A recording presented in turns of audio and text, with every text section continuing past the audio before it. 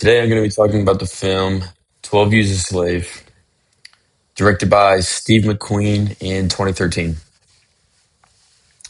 This movie is based on the true story and autobiography of Solomon Northup, a free black man who was kidnapped in 1841 and forced into slavery for 12 years. For my presentation, I'm going to give a brief summary of the movie, talk about some of the major ways it portrays slavery, and then compare the movie to historical evidence. My overall argument is that 12 Years a Slave helps our understanding of slavery more than it hurts it, mainly because it is based heavily on the first-hand account of someone who actually experienced it. Some background about the film. 12 Years a Slave was released in 2013 and was directed by Steve McQueen on the left.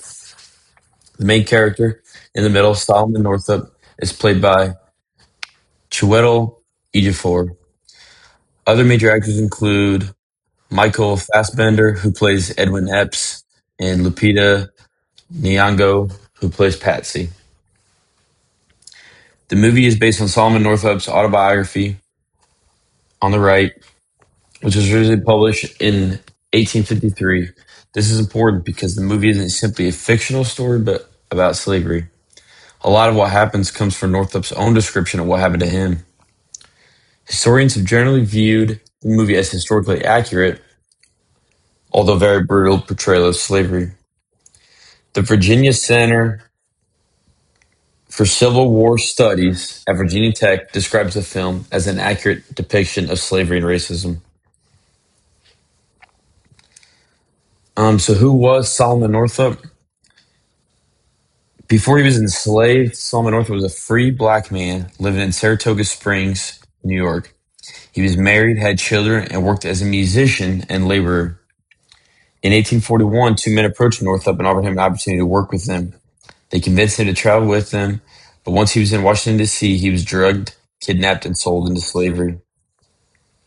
One of the most important parts of Northup's story is that he wasn't born into slavery. He knew exactly what freedom was because he had lived as a free man.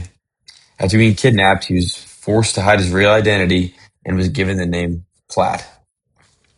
Northup eventually spent 12 years enslaved in Louisiana before he was finally rescued and returned to his family. His experience was later published as 12 Years a Slave.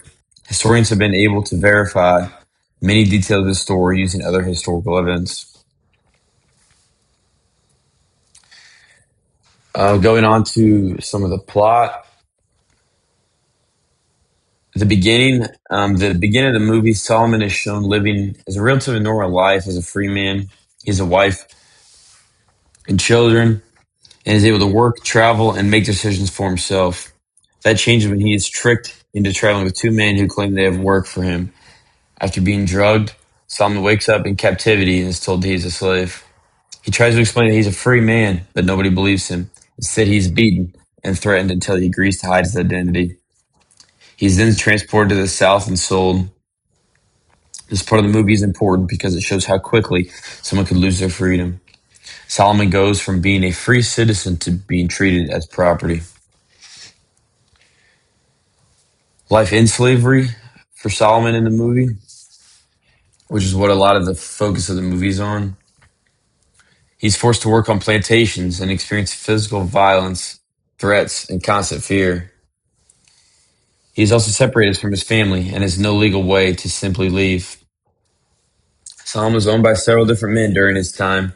One of the most important is Edwin Epps. Epps is extremely cruel, especially toward Patsy, another enslaved person on the plantation.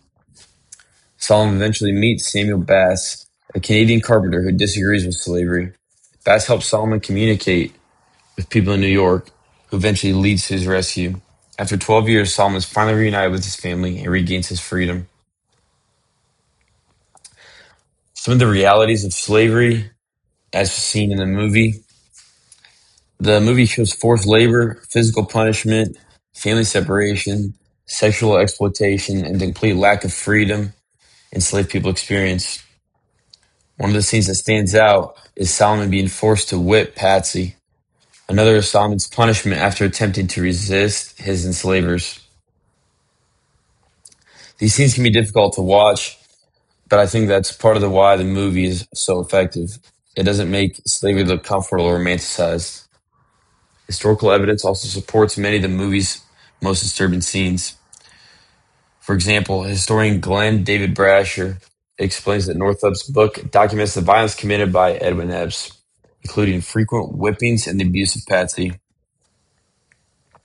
So even though some of these scenes are very difficult to watch, they aren't simply things that Hollywood invented. Some things the movie gets right. I think it gets a lot right because it stays relatively close to Northup's his actual account. And the biggest strength of the movie shows enslaved people as actual human beings instead of just treating slavery as a historical event. Solomon had a family, a career, he had skills, and he had an identity before slavery. The movie also shows how slavery could affect people psychologically. Solomon has to constantly hide who he really is because admitting that he is a free man could get him killed. Another thing the movie gets right is the different experiences enslaved people could have. Some enslavers, like William Ford, are portrayed as less openly violent than Edwin Epps, but the movie still shows that even supposedly kind slaveholders were participating in a system where human beings were owned as property. The American Historical Association notes that many of the film's most disturbing scenes are documented in Northup's original book. Some of the things the movie changes, even though the movie is historically accurate in many ways, it obviously isn't a complete identical to Northup's book. The filmmakers had to take a 300 plus page autobiography and turn it into a movie that's a little over 2 hours long. That means some events had to be removed, combined, or changed. For example, the movie focuses very heavily on the violence and the suffering of slavery. Northup's book also talks about parts of enslaved life, including relationships within the enslaved community, religion, music, work, and moments of limited freedom. Historian Brenda Stevenson has pointed out that the movie doesn't fully capture the closeness of the enslaved community described in Northup's book and gives a limited picture of the experience of his enslaved women. So I wouldn't say the movie is completely inaccurate. Instead, it chooses to focus on certain parts of Northup's experience in order to tell the powerful story.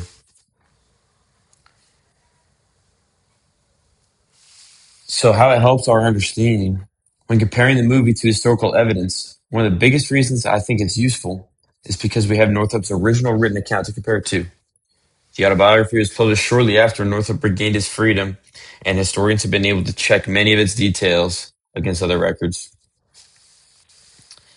The National Endowment for the Humanities explains that historical research has confirmed Northup's narrative as a trustworthy record of his life before, during, and after slavery. The American Historical Association also explains that Northup's descriptions of slavery and plantation life have been supported by historical research. There are still differences between the movie and the book, but that's expected when a true story is adapted into a film. The important thing is the major events and experiences shown in the movie are grounded in actual historical evidence. My opinion, I think 12 Years a Slave helps her understand slavery much more than it hurts it. The biggest reason is that the movie is based on the first-hand account. Solomon Northup actually experienced what the movie is showing. The film also helps viewers understand slavery on a personal level.